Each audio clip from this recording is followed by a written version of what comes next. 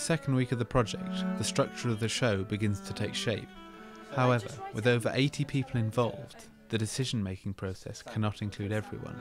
Tristram Shandy is full of intricate descriptions and long passages of narration. In the novel, these work well to convey the action, but on the stage they won't work, and Roger wants to be rid of them. 2 people and 2 mules, and the mules stop, and it's all done for you. So in theatrical terms, you can represent in a few seconds what it takes the writer a whole paragraph to describe, and you lose the beauty of the writing, but you gain something else theatrically. So what we're doing is like a translation, and that means that all these long passages of narration and long passages of explanation and even some long passages of dialogue can actually go because the theatrical thing that we replace it with takes over from that. So theatre is a different thing to the book, and that's the kind of main point. If you are somebody who has maybe just performed or is keen to be cast in a lead or major role, take quite a big role in terms of the acting and therefore line, etc. Casting for the major acting parts takes place once students are settled and know what they want to do in the show. At that time, Roger and myself with those people to cast. Morag and Roger see each potential actor in turn, with many coming away with a role they are happy with.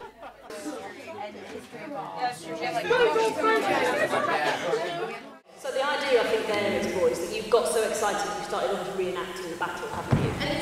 So you can continue miming and doing stuff, and you can be on a horse trim, actually. With actors paired with their characters, scenes begin to be rehearsed, and Morag takes the students through their paces to figure out how the drama will work. Should we just go from, can I hear, I'd like to hear, I know you're not Toby, I'd like to hear horse and foot, helter skelter, right in there, blood and hounds. Oh, really? We just kind of... Yeah.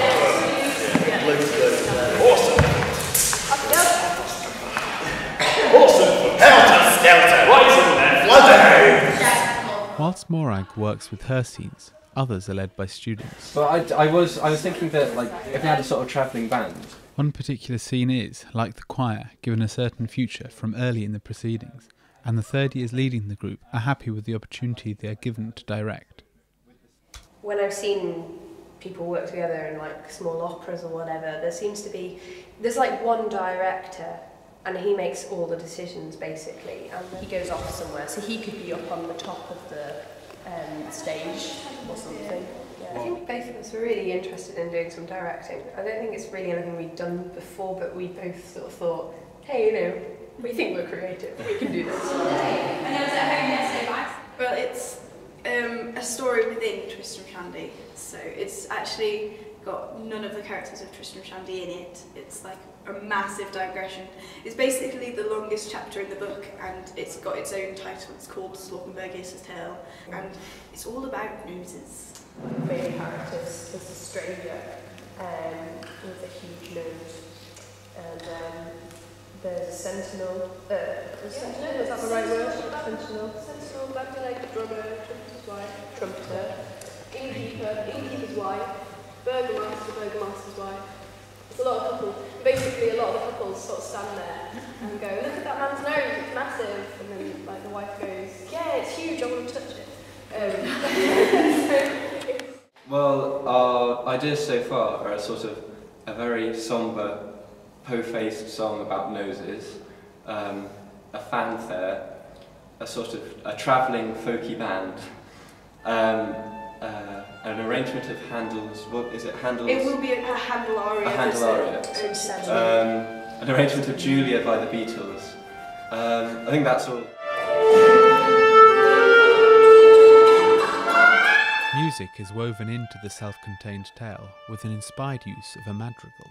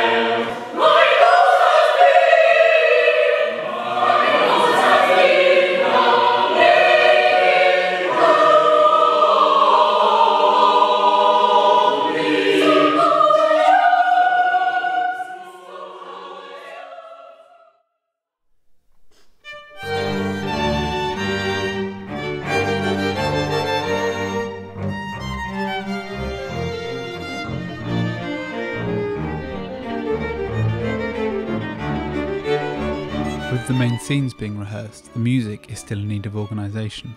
Roger meets with the composers and performers to work out how it will fit into the show.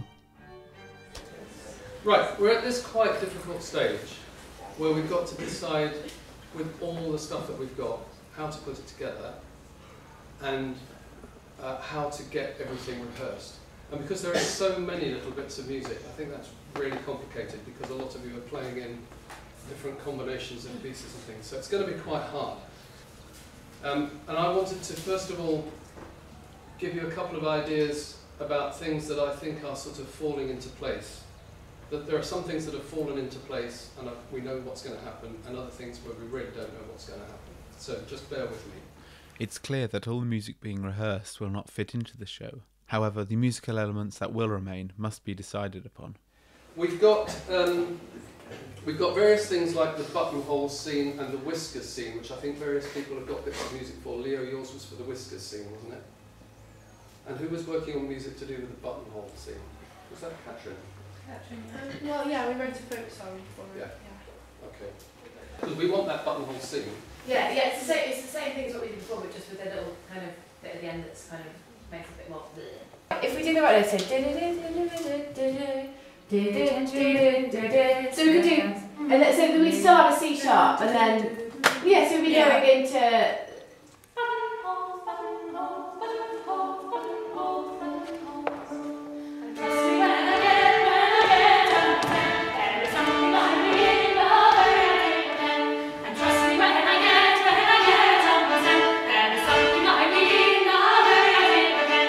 Then we've also got the idea of at least throughout the first half, Sam being costumed as Lawrence Stern with his gamba, and he might make one or two comments on the production, and occasionally he will play. Maria looked wistfully some time and whispered.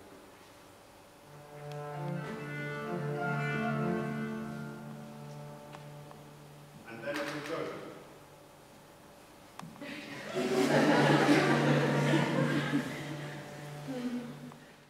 Okay, now what I'm going to do now is cut to the end. The kind of general overview we got of this show is that the first half will be fairly authentic Tristram Shandy and a lot of kind of Baroque. And the second half to be almost completely different, so that when the audience come back, we get Slaughterburgius' tale, which is this long story about the guy with the nose and the trumpeters and all the people arguing and all that sort of stuff, and it's quite long. As though you've come into the show and there's something different completely going on. And then things like the Uncle Toby song, Widow Wadman's Blues. 1, 2, 3, 4.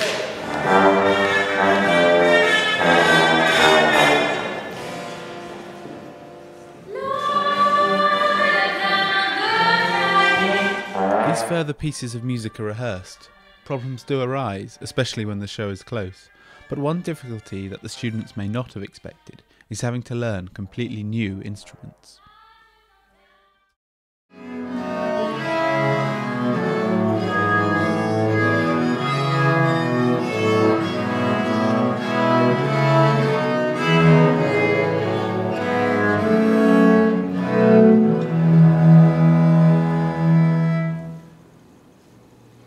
Serious improvement over there. And that's more than so you compare no notes and the whole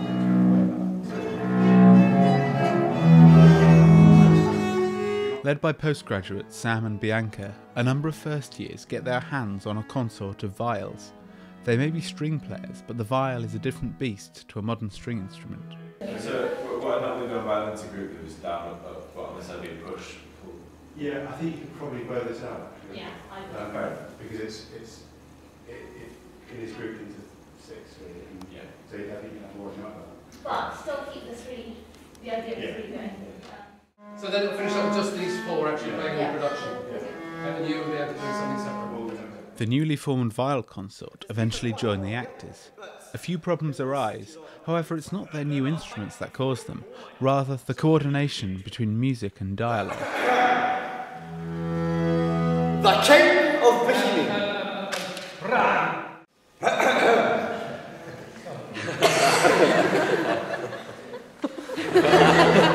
The story of the King of Bohemia and his 7 castles.